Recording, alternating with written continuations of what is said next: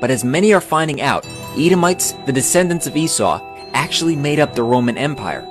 As a matter of fact, the Jewish Encyclopedia also states that the name Edom is used by the Talmudists for the Roman Empire, and they applied to Rome every passage of the Bible referring to Edom or to Esau. Where is Edom today? Esau's land was called Edom. Edom is the country of Jordan and the place of Petra, the city in the mountain. Look at the architecture of the photo at Petra, which is Edom. Notice how it resembles Rome along with many of the structures all over the world.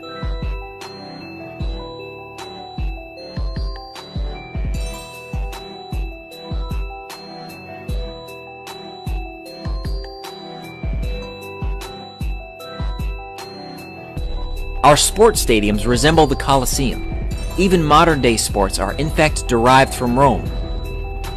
European systems of government are set up like the early Roman Empire, having both Senate and the Republic, local government, and other things as well. Esau's descendants are called Edomites. Later, they're called Idumeans.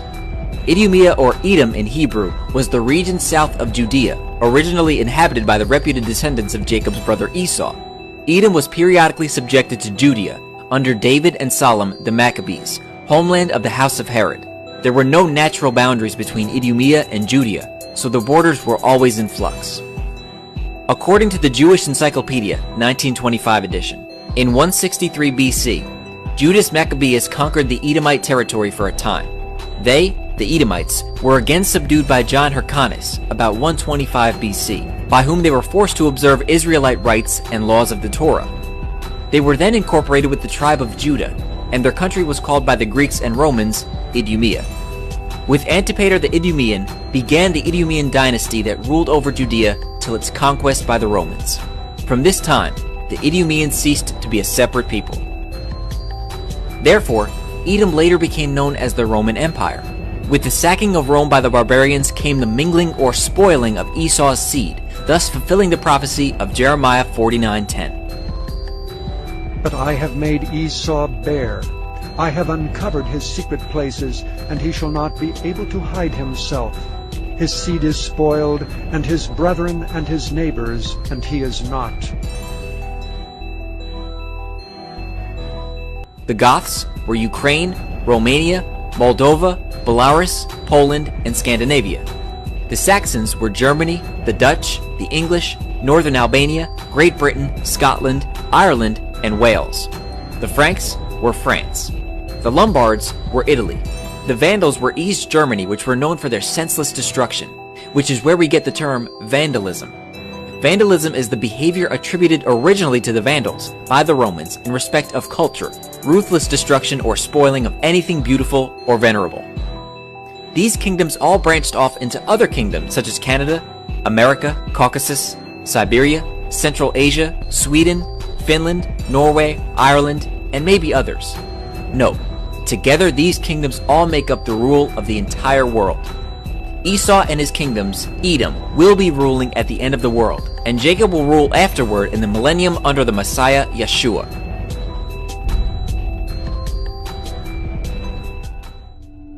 Many Bible scholars teach that the Edomites no longer exist, but Scripture clearly shows them in the last days. Was not Esau Jacob's brother, saith the Lord? Yet I loved Jacob, and hated Esau, and laid his mountains and his heritage waste for the dragons of the wilderness. Whereas Edom saith, We are impoverished, but we will return, and build the desolate places. Thus saith the Lord of hosts, They shall build, but I will throw down, and they shall call them the border of wickedness, and the people against whom the Lord hath indignation forever. Many people use this scripture to claim that Edom was exterminated, but this is not what the passage implies. It states very clearly that the Most High hated Esau and laid his mountains and heritage to waste.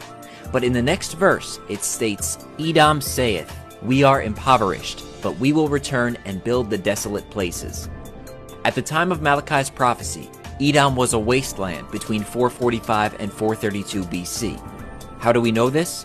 The Most High said, I laid, past tense, his mountains and his heritage to waste. Edom's response was, We will return and build the desolate places.